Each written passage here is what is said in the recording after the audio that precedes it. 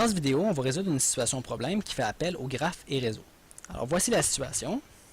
Une entreprise fabrique des chaises berçantes en bois et on a les étapes de fabrication de ces chaises-là. Donc on a différentes tâches ou étapes.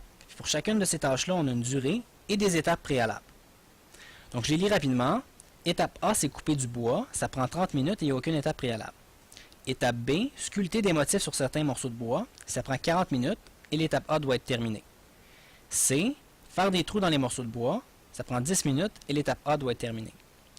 D, c'est vernir des morceaux de bois. Ça prend 15 minutes et l'étape B et C doivent être terminées. L'étape E, c'est faire sécher le vernis. Ça prend 1 heure et l'étape D doit être terminée. Étape F, c'est assembler la chaise. Ça prend 20 minutes et l'étape E doit être terminée.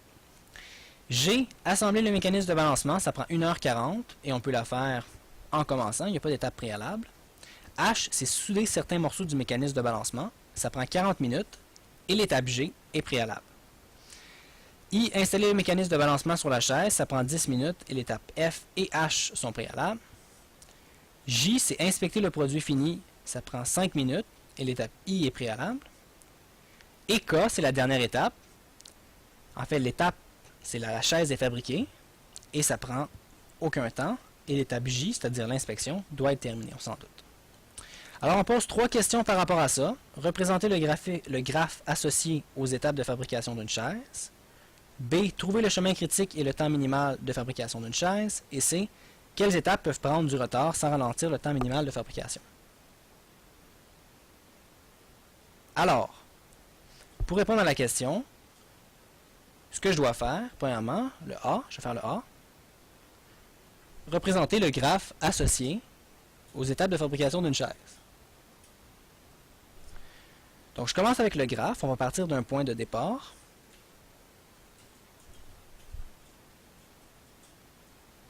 Alors, je pars d'un point de départ. Et ce que je fais, c'est que je regarde, je pars avec les étapes qui n'ont pas d'étape préalable. Donc, les deux qui n'ont pas d'étape préalable, c'est couper les morceaux de bois, c'est l'étape A, et G, assembler le mécanisme de balancement. Alors, je pars de l'étape du point de départ, et je peux aller soit faire l'étape A, soit vers l'étape B.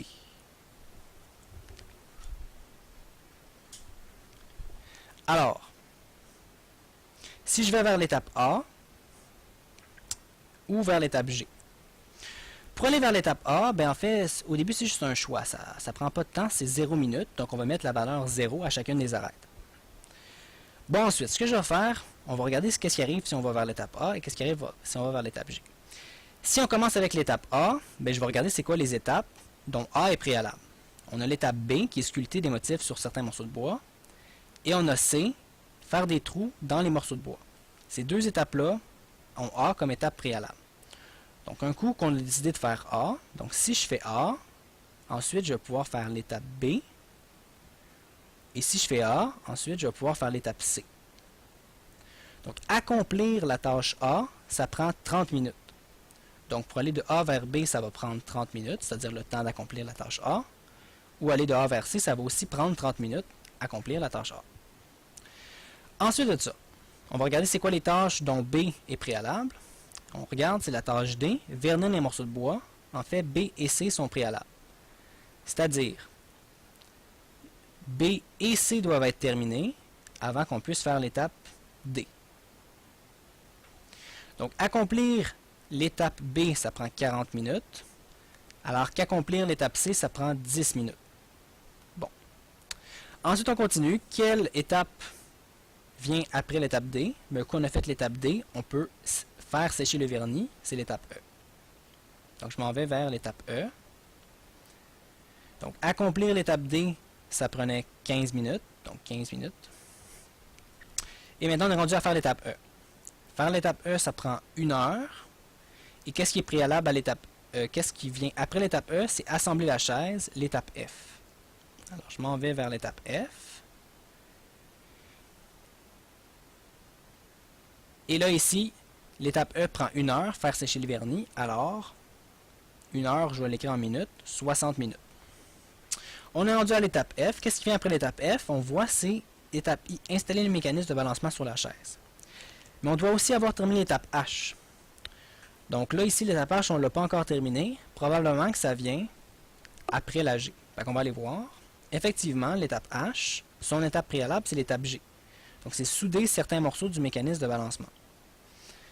Donc, quand je vais avoir terminé l'étape G, d'ailleurs, l'étape G prend 1h40 minutes, donc 100 minutes. Bon, 100 minutes, j'ai écrit minutes, je ne sais pas pourquoi. Donc, quand l'étape G va être terminée, les 100 minutes, on va pouvoir entreprendre l'étape H, qui est souder certains morceaux du mécanisme. Une fois que F et H vont être terminés, on va pouvoir faire l'étape I, installer le mécanisme de balancement sur la chaise. Donc, l'étape H prenait, si on regarde, 40 minutes, tandis que l'étape F en prenait 20. Finalement, l'étape I est préalable à l'étape J. Donc, on peut se rendre à J un coup qu'on a terminé I. I prenait 10 minutes, donc 10 minutes. Ensuite, de J, je peux me rendre à K, l'étape K, la dernière. Et terminer l'étape J, qui est inspecter le produit fini, c'est 5 minutes. Et après ça, on arrive à l'étape K, qui dit que la chaise est fabriquée. Donc, c'est la fin.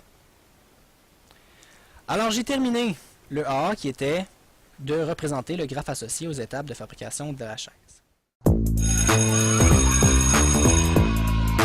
Il y a des jours où on a vraiment besoin d'un coup de pied pour faire nos devoirs, mais il y a des moments où on a surtout besoin d'un coup de main.